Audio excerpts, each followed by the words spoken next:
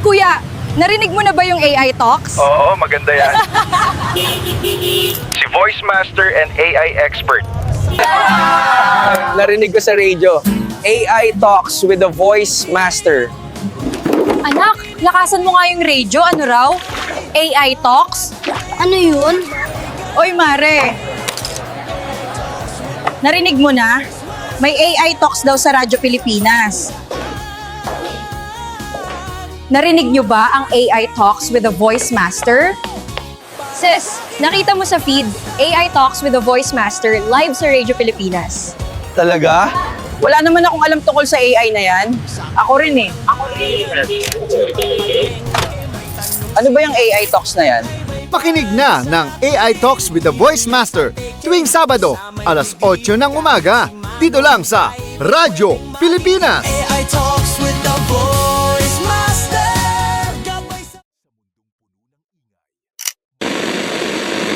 Welcome to the AI Talks with the Voice Master. Mula sa puso ng bayan hanggang sa dulo ng keyboard ng masa. Ito ang unang radyo at podcast show para sa AI ng mga ordinaryong Pilipino. Ito ang kwento ng AI na abot kamay ni Juan at Juana. Mga tanong mo, sasagutin natin. Mga kwento mo, itatampok natin. Dito, ang AI hindi lang para sa techie, kundi para sa tagakanto, guro, estudyante, OFW at bawat Juan at Juana. Kasama ang nag-iisang, the AI Voice Master of the Philippines, Pocholo De Leon Gonzales. Ito ang AI Talks with the Voice Master. Dito lang sa Radyo Pilipinas. AI para sa masa. Hello, great day, mabuhay mga ka-AI. Welcome to the AI Talks with the Voice Master dito lang sa Radyo Pilipinas. Ako po si Pocholo De Leon Gonzales, kilala bilang the Voice Master of the Philippines, founder ng Creative Voices Productions, Certified Voice Artist Program Philippines, AI Negosyo at AI Education PH. Isa rin akong award-winning author at international speaker at sa loob ng halos 3 dekada ay ginugol ko ang aking buhay sa pagbibigay tinig sa radyo, sa commercial, sa cartoons at sa mga telenovela at higit sa lahat sa pagbibigay inspirasyon sa mga Pilipino para harapin at mahalin ang sarili nilang boses. At ngayon mga ka-AI, sa bagong panahon ng teknolohiya, ang laban natin ay hindi na lang tungkol sa boses, kundi sa artificial intelligence. Kaya nandito ako at nandiyan kayo. At kaya nandiyan kayo ngayon sa isa na namang makabuluhang episode ng AI Talks with the Voice Master, kung saan pinag-uusapan natin ang buhay, kabuhayan at kinabukasan ng bawat Pilipino sa panahon ng AI Revolution.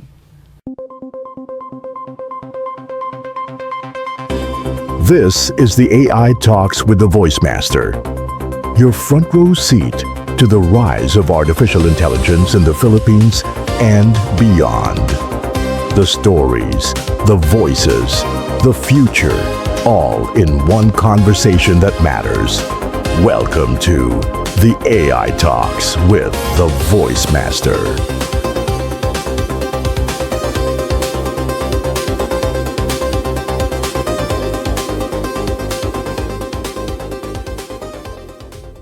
Ngayong episode 6, pag-uusapan natin ang the smartest way to capitalize on the AI gold rush. Wow!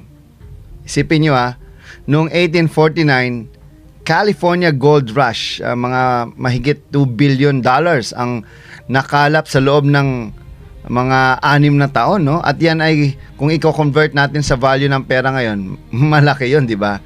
Pero mga kaya, alam nyo ba na ang AI market ay projected na umabot sa $1.8 trillion pagsapit ng 2030? Ibig sabihin halos 900 beses na mas malaki kaysa sa gold rush noon.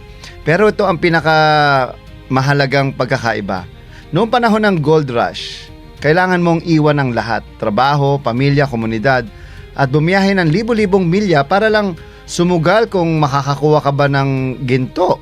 Hindi lahat nakakasali dahil geographically limited dito no? Ngayon, baligtad, no? Hindi mo na kailangang umalis ng bahay. Hindi mo na kailangang magsugal ng lahat ng ipon mo. Kailangan mo lang ng laptop, internet at tamang diskarte. The barrier to entry has never been lower, pero ang potential, upside. Hindi pa naging ganito kalaki sa buong kasaysayan, no? Habang ang malalaking kumpanya at gobyerno ay nagbubuhos ng bilyon-bilyon dolyar, Google, Microsoft, China, Meta, marami pa rin tao ang gumagamit ng AI para lang gumawa ng grocery list, magtanong ng ulam o magsulat ng birthday message para kay nanay. Normal lang yan. Kasi ganyan naman tayong mga tao, di ba? Inuuna muna natin ang simpleng gamit. Pero habang karamihan naglalaro, meron namang ilan na gumagamit ng AI para magtayo ng negosyo na mas malaki pa ang kita sa isang buwan kaysa sa taunang kita ng iba. Kaya ngayong episode na ito, ibabahagi ko sa inyo ang 5 cardinal rules para makasabay sa at makinabang sa AI gold rush na ito. Ang mga prinsipyong ito ang magtatakda kung ikaw ba ay magiging parte ng mga tao magtatayo ng generational wealth o isa lang sa mga manunood habang ang iba ay umaani ng yaman na pwede sanang para sa iyo, no? At siyempre, simulan na natin, no? Rule number 1. Understand the game you are actually in. Alam niyo, maraming mga tao ang nagkakamali. Akala nila ang AI mismo ang negosyo. Ang totoo, hindi. AI is not the business model. AI is the infrastructure. No? Para mga daan natin. Tulay, ayan. Flood control. Tulad ng internet noong 1900s o 1990s, hindi yumaman ng mga marunong lang sa protocols at codes, no? Yumaman ng mga gumagamit ng internet para magbenta, para mag-organize ng impormasyon, para gawing mas madali ang buhay ng tao. Amazon, Google, Facebook, hindi nila binenta ang internet. Ginamit nila ito bilang pundasyon, no? Ganito rin ang AI ngayon. Para itong lupa, kung ano ang itatayo mo sa lupa na yan, doon nakasalalay ang kita mo. AI gives you leverage to develop solutions faster, better, and cheaper. Hindi AI ang hinahanap ng tao. Ang gusto nila ay solusyon sa problema nila. Okay? Kaya tuloy-tuloy tayo dito sa episode 6 ng AI Talks with the Voice Master, no? Yun nga, nag-usapan natin yung excuse me po, yung AI Gold Rush, no? We need to understand the game you are really actually in. At para mas ma-relate natin dito sa Pilipinas, isipin mo to. May isang graphic designer sa Quezon City. Dati inaabot siya ng 8 hours para gumawa ng isang branding package. Logo, business cards, letterhead, social media template. Ngayon dahil sa AI, nagagawa niya ito sa loob ng 2 oras lang or less. Hindi niya sinasabi sa kliyente na AI ang gamit niya. Kasi ang binabayaran ng kliyente ay hindi AI, kundi, solusyon. Mas marami na siyang natatanggap na projects ngayon, mas mabilis na siyang kumita, at mas nakakapaglaan na siya ng oras para sa pamilya niya. Hindi AI ang negosyo niya, AI ang infrastructure na nagpapabilis at nagpapahusay sa negosyo niya. 'Di ba? So, ganito rin sa ibang industriya, like kami sa voice acting. AI na gamit ko, mga guro sa public school. Imbes na mano-manong gumawa ng lesson plan ng ilang araw, kaya na nilang tapusin ng isang maghapon gamit ang AI. Mga MSMEs, owners, imbes na gumastos na malaki para sa market research, kaya na nilang makakuha ng insights mula sa AI tools na libre o mura lang. AI doesn't replace their role. It empowers them. Okay? Rule number 2. Let go of the it has to be hard mindset. Alam ko mga ka-AI, sanay tayo sa kasabihang pag hindi pinaghirapan, hindi sulit. Pero sa panahon ng AI, hindi na sapat ang maghirap lang. Dapat marunong ka ring maging matalino. Work smart, di ba? Not work hard. Isipin mo, may magsasaka sa Nueva Ecija. Kung gagamit siya ng itak para magbungkal ng lupa, baka buong araw abutin, no? Pero kung gagamit siya ng makina, traktora, mas mabilis at mas marami siyang matatapos. Di ba? Pareho silang magsasaka, pero sino ang mas panalo? Siyempre yung may tamang gamit. Ganyan din sa negosyo. Hindi na mahalaga kung ilang oras kang magpupuyat. Ang mahalaga, gaano kakabilis magbigay ng resulta sa mundo ngayon, di ba? Alam nyo, tandaan nyo, sa panahon ngayon, speed wins. Okay? Rule number 3, use specialized tools. Mga ka-AI, hindi lahat kasi ng AI tools ay pare-pareho. Para itong kutsilyo, pwede mong gamitin ang butter knife para maghiwa ng steak. Pero maghihirap ka. Pero kung chef knife ang gamit mo, isang hiwa lang tapos agad yan. Ganyan din sa AI, no? Kung gusto mong gumawa ng slide deck, mas madali kung gagamit ka ng specialized tool tulad ng Gamma AI kaysa pilitin si ChatGPT gumawa ng design. Kung gusto mong gumawa ng music para sa content mo, mas madali kung gagamit ka ng Suno AI na ginagamit ko. Itong music natin, Suno yan. Kaysa general tool lang. Specialized tools give you leverage. Sa Pilipinas, marami na ring specialized AI tools na pwedeng gamitin ng mga content creators, online sellers at freelancers. Ang tanong, ginagamit mo ba ang tamang tools o nag-aaksaya ka pa ng oras sa generic na paraan? Rule number 4, move while the window is still open. Ayan lagi ko sinasabi. Mga ka-AI, lahat ng oportunidad nagiging halata kapag tapos na. Tulad ng mga nagsisi noong hindi sila bumili ng Bitcoin noong $1 pa lang. Ngayon, late na. Sa AI, nandito tayo ngayon, no? Sa pinaka early stage. Libre pa ang marami sa tools, no? Murang-mura pa ang paggamit at wala pang masyadong kompetisyon. Pero araw-araw dumadami ang pumapasok. Kung hihintayin mong maging mainstream ito, baka wala ka ng advantage. Sa Pilipinas, nakikita ko rin na ito yung yung mga unang gumamit sa AI negosyo, no? Yung mga unang gumamit ng AI sa negosyo para sa marketing content o customer service, sila ang nagiging ahead. Yung iba nagdadalawang isip pa rin, pero habang nag-iisip sila, may iba nang kumikita gamit ang parehong tools. Ano kaya yung ginagamit kong AI na para kumita ako? Share ko yan sa inyo soon. Rule number 5, stop trading time. Start building products. O, di ba? Ito ang pinakamahalaga. Kung puro serbisyo lang ang binebenta mo, para kang bakery na paulit-ulit nagluluto ng tinapay kada order. Hindi scalable. Pero kung gagawin mong produkto like digital masterclass, ebook, template, or AI-powered solution, pwede kang kumita ng paulit-ulit kahit tulog ka. Okay? Sa Pilipinas, imagine this. Isang grupo na gumagawa ng AI-based reliever app. Reviewer pala, yung reviewer, no? Para sa mga estudyante. Hindi niya na kailangan turuan yung isa-isa, pero libo-libong estudyante ang pwedeng makinabang. Isang negosyante na gumawa ng AI course para sa MSMEs, isang beses lang niya ginawa, pero paulit-ulit na siyang kumikita.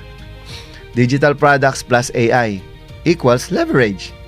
Yan ang susi para sa generational wealth sa panahon ng AI. Mga ka-AI, kung titignan natin ang buong kwento, hindi AI ang produkto, no? AI ang pundasyon. Hindi kailangang pahirapan ng sarili, gamitin ang specialized tools. Gumalaw habang bukas pa ang bintana ng oportunidad. At higit sa lahat, itigil na ang palaging pagbibenta ng oras. Simulan mong gumawa ng mga produkto na magbibigay ng halaga kahit wala ka. Okay? So, alright. So, ayan mga kaibigan, mga ka-AI, marami pa tayong pag-uusapan at marami pa tayong mga guests ngayon.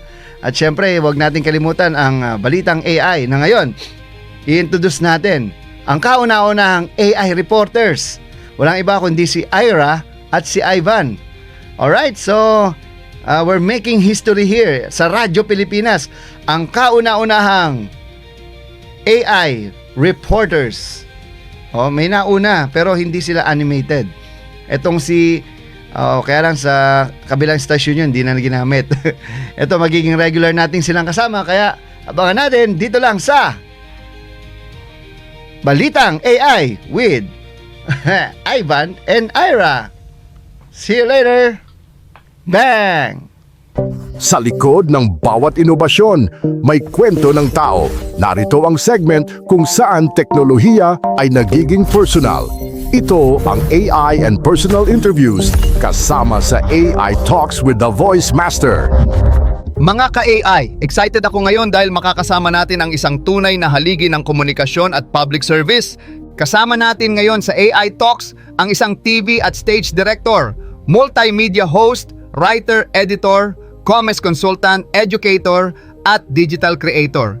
Siya ang Assistant Vice President for Public Service sa University of the Philippines System, President ng Philippine Association of Communication Educators, PACE, at Director ng Media and Communication Office sa UPLB.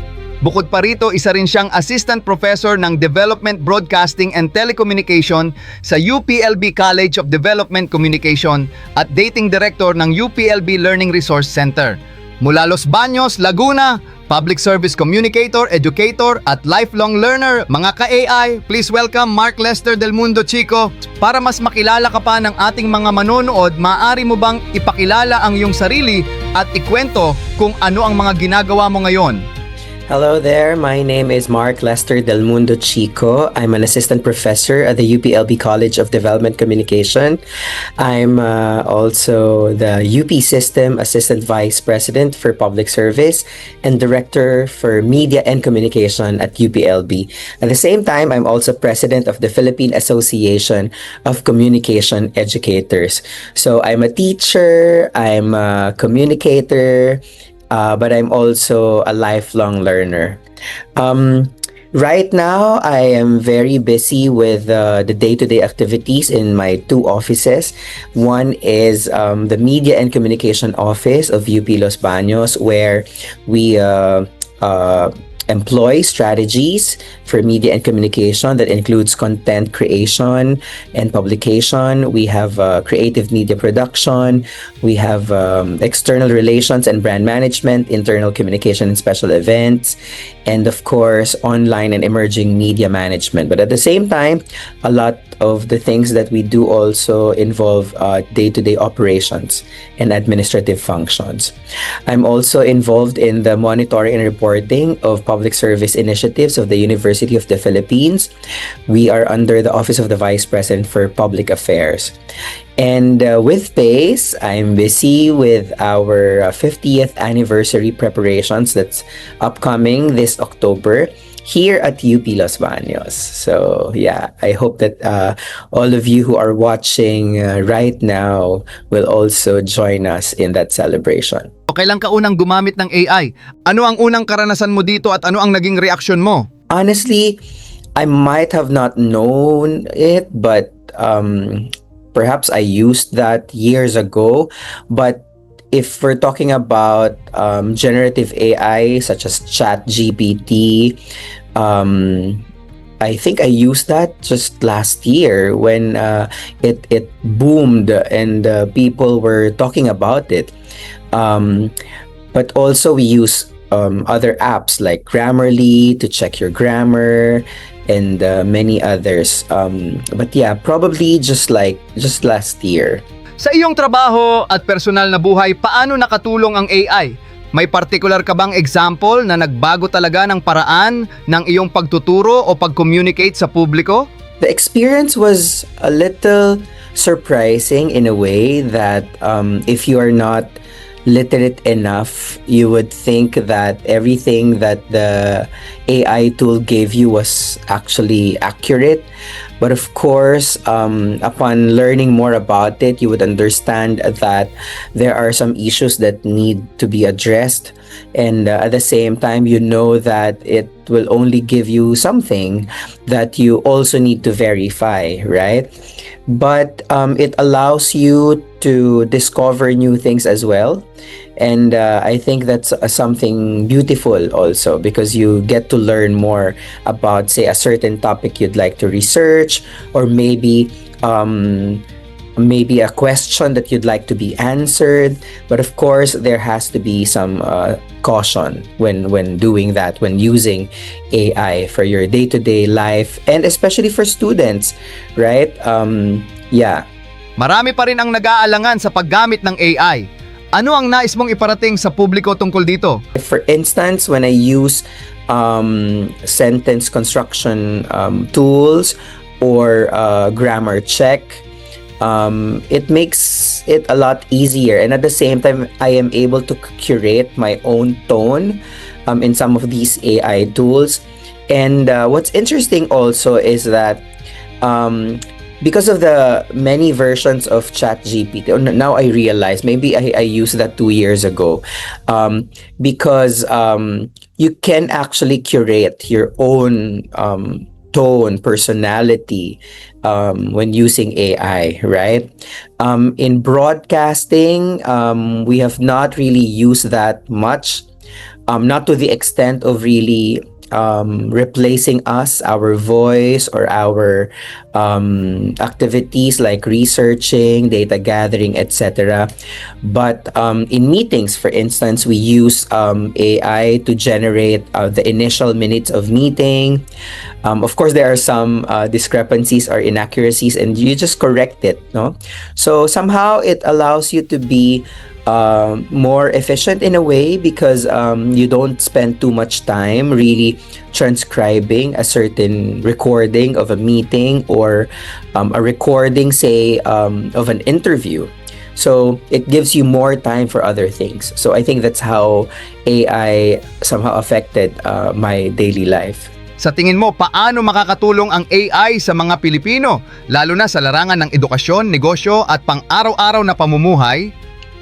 Okay, for education, for one, I encourage my students to use it for certain activities, but not really on script writing per se, but on research, for instance, and verifying facts, right?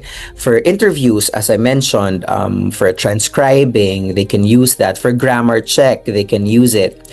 But for video production, we have not used the generative AI that would make you produce a film without really coming up with your own shot. So that's maybe a little different, because we teach communication students.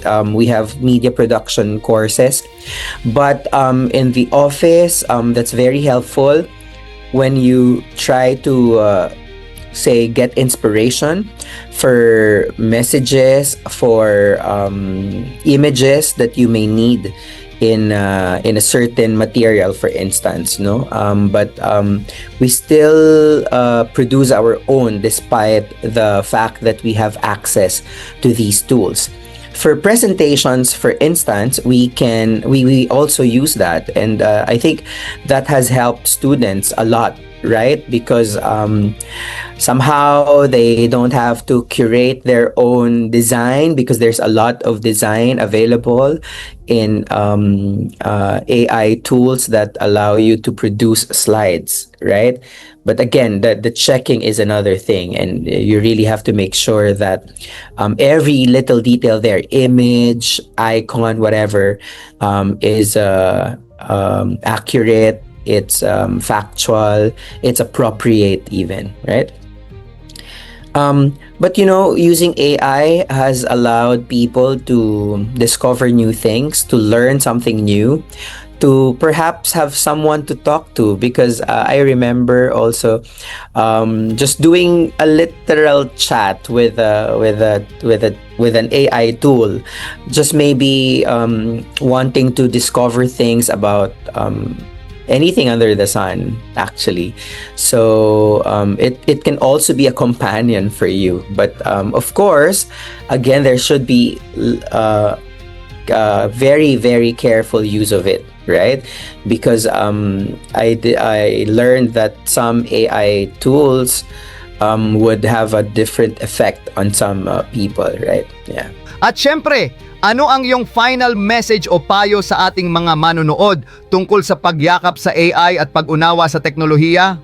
For our viewers, AI is already here, and I think there's no turning back. For you to be able to use it efficiently and effectively for your own use, you have to really engage with it and learn how to use it properly and to your advantage. And I think with these technologies, life can be easier at some point. There are certain tasks that AI can help you with. and so you can be more productive in some other things, right? And while you are doing that, you also have to have that critical mind, critical understanding of how to use it. You have to make sure that you are anchoring it in truth and in facts, and that you are not, say, stepping on some others' work when you use it. And I think in your day-to-day life, especially for people like me who's doing a lot of things, there are tools that's really right for us. And for learning, it can be a companion. It can be something that we can use to be able to discover a lot of things, new and even old, and at the same time allow us to be better than what we do, like in writing, in production, in many other things.